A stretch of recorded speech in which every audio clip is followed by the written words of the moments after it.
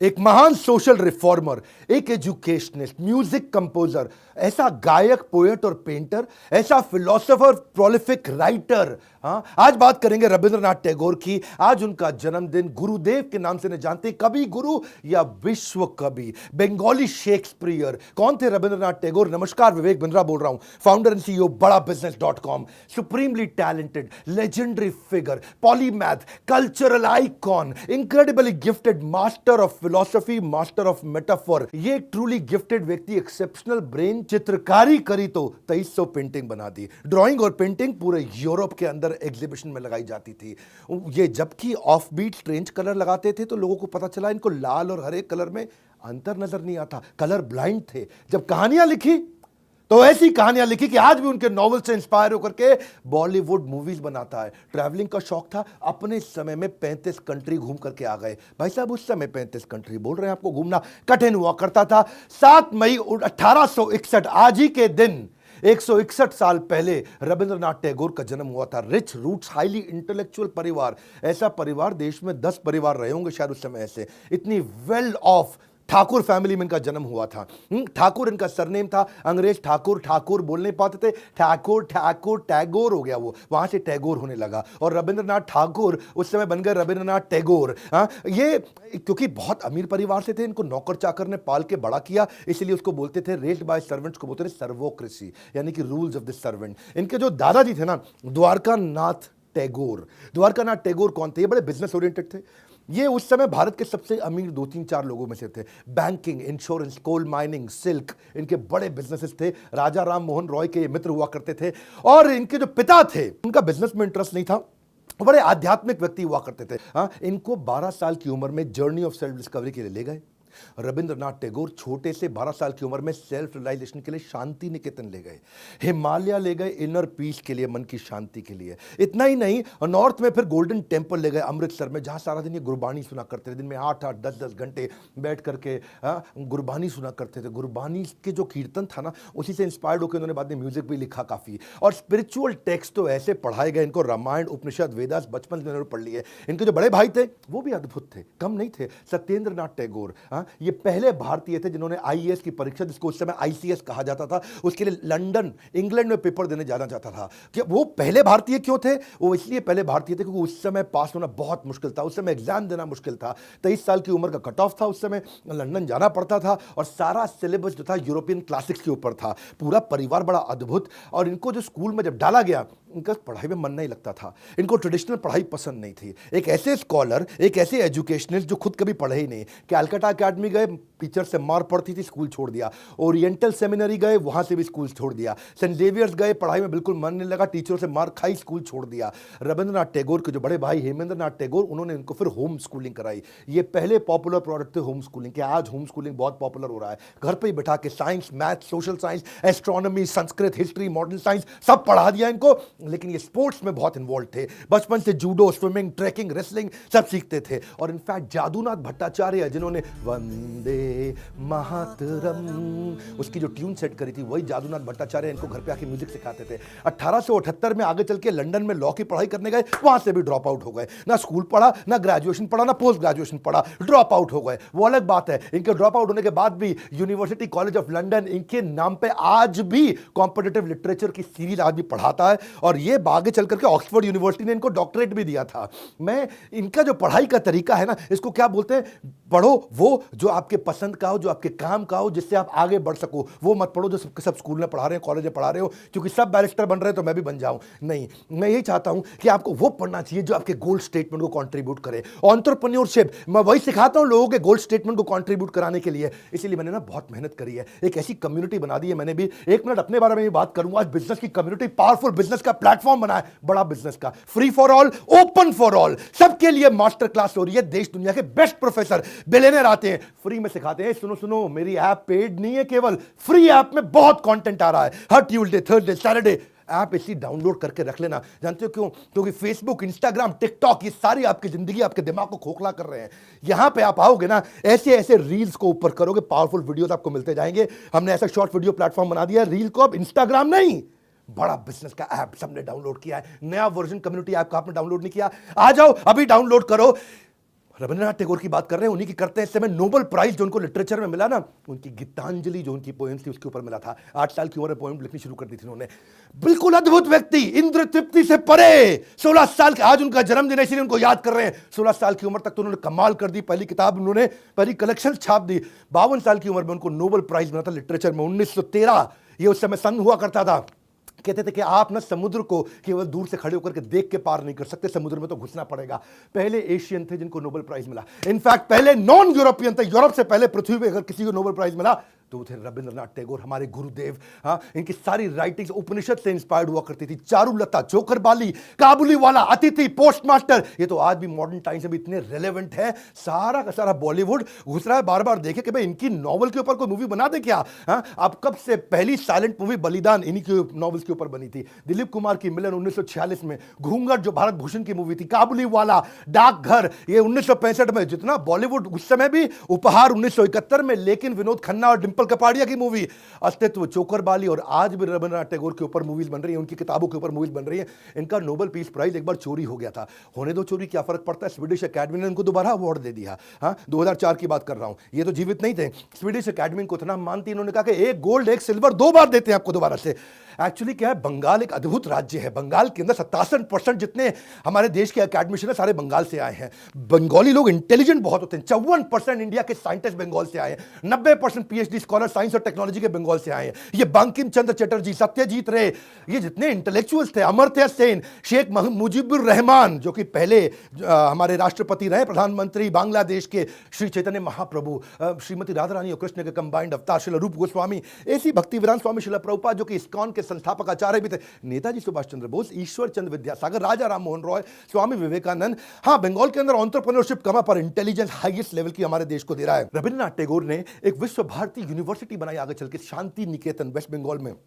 Purpose क्या था, conventional पढ़ाई को चैलेंज कर देंगे। हाँ, ये जो लिख करके किताब में पढ़ाया जाता है वो नहीं चाहिए, हमारे को फील्ड में पढ़ाई चाहिए। उसी के लिए उन्होंने विश्व भारती यूनिवर्सिटी बनाई। और ये जो विश्व भारती यूनिवर्सिटी थी, इसी से ही अमर्त्य सेन आए, इसी से सत्यजीत रे आए, इसी से इंदिरा गांधी आई। देश के कई इंटेलिजेंट लोगों को यहां से जन्म मिला है। इन्होंने अपना सारा पैसा नोबेल पीस प्राइज का इसी स्कूल को बनाने में लगा दिया था। हाँ, यहाँ पे अच्छा, इतना इनसे अंग्रेज भी इंस्पायर्ड हुआ करते थे कि किंग जॉर्ज जो इंग्लैंड के थे, उन्होंने नाइटहुड की उपाधि दी, नाइटेड कर दिया इनको 1915 में। लिटरेचर में जो उनका कॉन्ट्रीब्यूशन था उसके लिए। वो अलग बात है, जलियांवाला बाग का जब मैसाकर हुआ तो उन्होंने अपनी सर की उपाधि, नाइटहुड की उपाधि अंग्रेजों को वापस कर दी, बोला नहीं चाहिए तुमसे। और ज्यादातर लोग जानते हैं कि रविंद्रनाथ टैगोर ने 2 नेशनल एंथम लिखे। जन गण मन 1911 में उन्होंने लिखा था, जो हमारे देश का है। आमार सोनार बांग्ला, ये बांग्लादेश का 1905 में उन्होंने लिखा था। लेकिन ज्यादातर लोगों को नहीं पता कि श्रीलंका का मठा, श्रीलंका मठा, ये भी इन्हीं से इंस्पायर्ड निकला। यानी कि इनके पास कंट्रीब्यूशन है 3 नेशनल एंथम के, इंडिया, बांग्लादेश और श्रीलंका। जब गाने लिखे तो 2232 लिख दिए, और ऐसे लिख दिए कि पूरा का पूरा Hindustani classical music, Gurbani, inherent folk music of Bengal सब अंदर डाल दिया इन्होंने।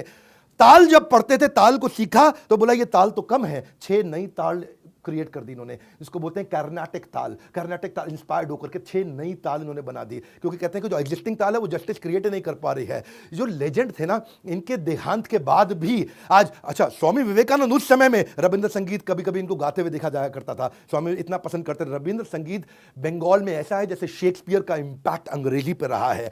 वाइड वैरायटी ऑफ इमोशन है, ऐसा संगीत बनाते थे, अमीर से अमीर, गरीब से गरीब, वो सबको अपना इमोशन उसके अंदर दिखाई पड़ता था। एक गंगा के अंदर नाविक और एक बड़ा पूंजीपति, सब इनके गाने गाया करते थे। इलिटरेट विलेजर से लेकर के एक बड़े से बड़ा लिटरेट इंटेलेक्चुअल स्कॉलर। रविंद्र संगीत जो है ना, बंगाली इंडस्ट्री को और बॉलीवुड इंडस्ट्री को 76 साल हो गए उनको शरीर छोड़े हुए, लेकिन आज भी तेरे मेरे मिलन की ये रहना, जो अभिमान मूवी का गाना, वो 73 का है। लेकिन उसके बाद छू कर मेरे मन को किया तूने क्या इशारा, या फिर क्या था, एकला चलो रे, हाँ, जोरी तोरे डाक सुने को ना आसबे तो अबे एकला चलो। इतना इंस्पायरिंग संगीत इन्होंने दिया है। जोरी तोरे डाक सुने क्यों ना आसे तो अबे एकला चलो रे।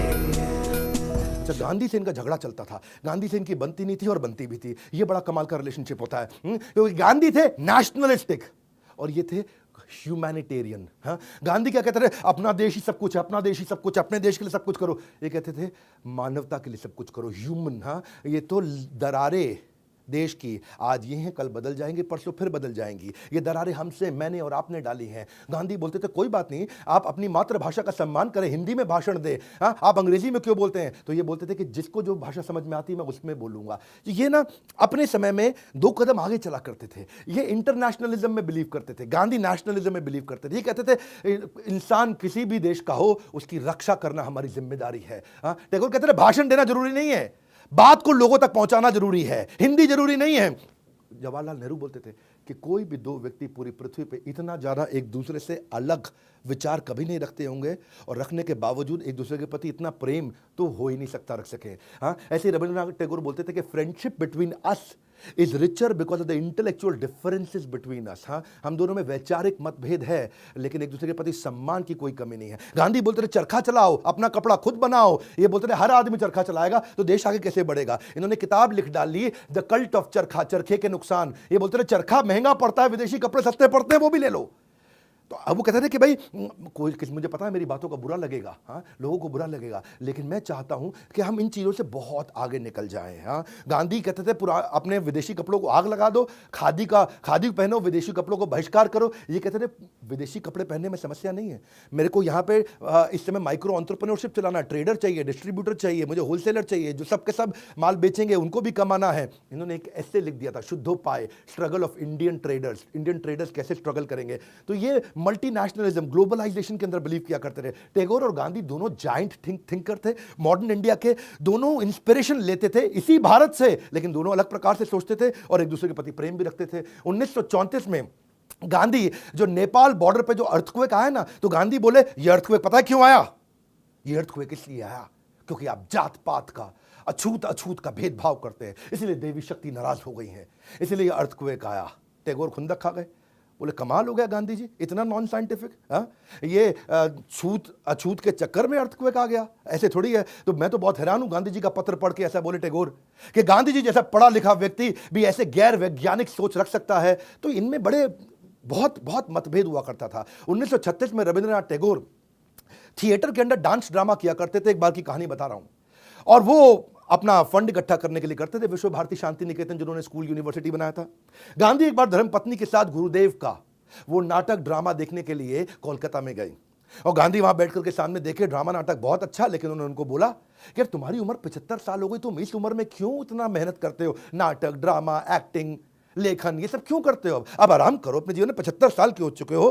हाँ, तो उस पर उन्होंने जवाब दिया कि नहीं, मुझको पैसे की ज़रूरत है, मैं फंड रेज कर रहा हूँ, मुझे ये शांति निकेतन को बड़ा करना है, मुझे स्कूल की पढ़ाई के तरीकों को बदलना है। तो गांधी ने बोला कोई बात नहीं, ये सब मत करो। गांधी ने अपने कई इनके फॉलोअर्स हुआ करते थे, उसमें एक अंग्रेज बिजनेसमैन फॉलोअर, उसको बोल के इनको 60,000 रुपये का डोनेशन दिलाया, और फिर इन्होंने अपना स्कूल चलाया। तो गांधी और टैगोर आपस में एक दूसरे के खिलाफ थे, पर जब मदद करने की बारी आती थी तो हमेशा एक साथ थे।